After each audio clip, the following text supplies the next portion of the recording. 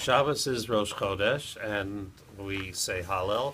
So two interesting halachos in regard to the Hallel, and that is, Hallel should be said with a tzibur, together with a congregation.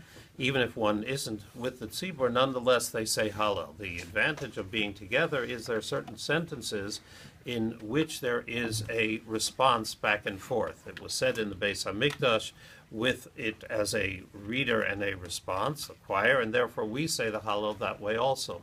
And if a person is, for example, in the Seder and doesn't have a minyan, nonetheless, one should say the Hallel in that fashion as is done together with the tzibur.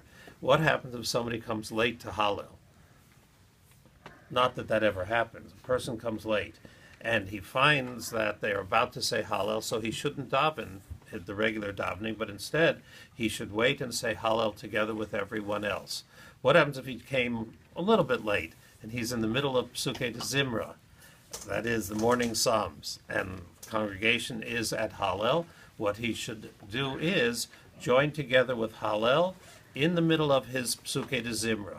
However, he should not make the bracha before or after Hallel, since the brachos of Psukei de Zimra, the bracha after Baruch She'amar and the bracha at the end of Yishtabach, are very similar to the brachos of Hallel, that is, thanking God for the praises, and therefore one would join in together.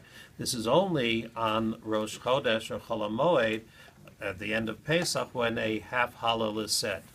But if it would be the time that we say a full Hallel with all of the chapters, then you don't do that. How do you say Hallel? Standing. Why do you say Hallel standing?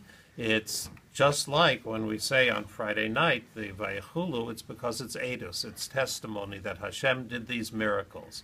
And there's one time that we don't say Hallel standing, and that is Pesach night at the Seder. We say Hallel seated at that time.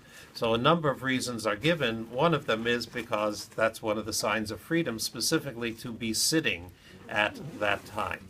And therefore, Hallel at the Seder is different from the other way. What about Hallel in Shul on the first nights of Pesach? Standing. Well, first of all, you have to answer if you say it or not on the first nights of Pesach. So they're different minhagim.